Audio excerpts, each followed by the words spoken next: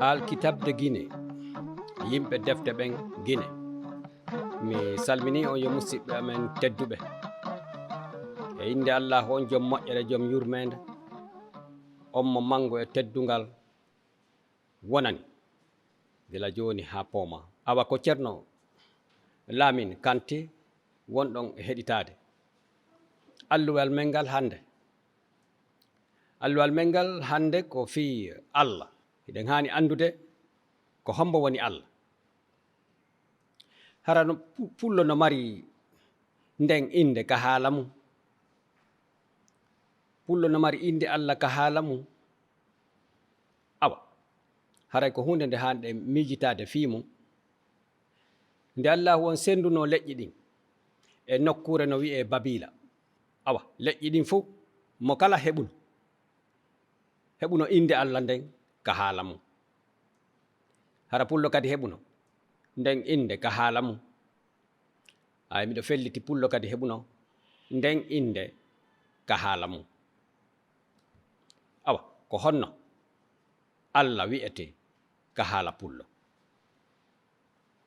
Ɓay Allah ko haala Arab ka fulɓe roni woni e yewtidugol ha wontino Pular.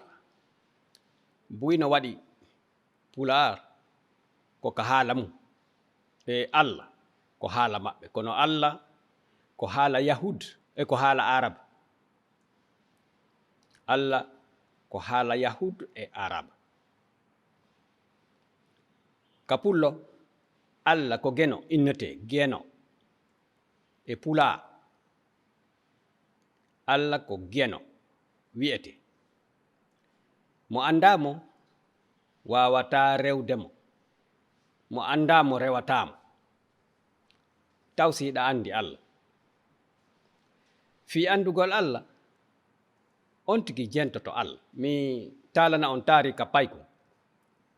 Paykun e mawɗo mum. Paykun kun e bemmum e ngayuri. Paykun kun e bemmum wonti kikiɗe heɓe yalti fi ɗaɓɓitugol nayi ɓe artira ka dingiral.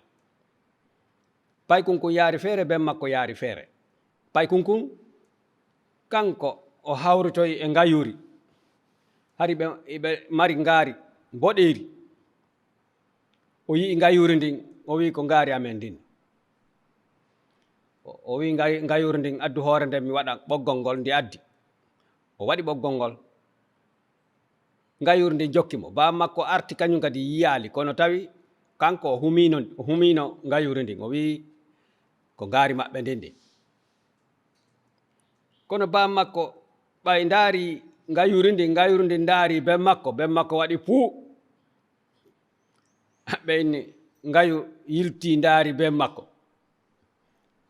Awa ngayu inni anduɗo lan on ari. On tumati nde paykun kun no yilto tay tuuba ben makko mba heewi. Kono paykun kun faamali. Ngayu inni ɓay anduɗo lan on ari, accumi yaha. Ndi ƴetti ñalum, ndi cikkoyi ka yaasi, ndi yehi laawol mayri. Ko ɗum woni nde yewtere ko fii andugol Allah si rewamo. Par ce que a andamo a wawatamo. Jangen daaluye on fii humpitagol ko hombo woni Allah. Ka Tawreta deftere no wi'e fuɗɗode, simore aranere hino fuɗɗori yewtugol en fii Allah. O wiwo ka fuɗɗode Allahu on tagi kammol ɗin e leydi ndi. Ɗo en faami wondema Allahu on ka fuɗɗode hari kanko mo wooda. Fuɗɗode nden ko fii tagore nden. On tuma o tagi kammoli ɗin e leydi ndin e ko woni e hoore mum kon fof. Awa no woodi piiji ko feeñi ɗi wawata yi'ude, no woodi piiji ɗi feeñaali. E musidɗo men on wiyete Musa. Maɗum woɓɓe no wiya mo annabi Musa.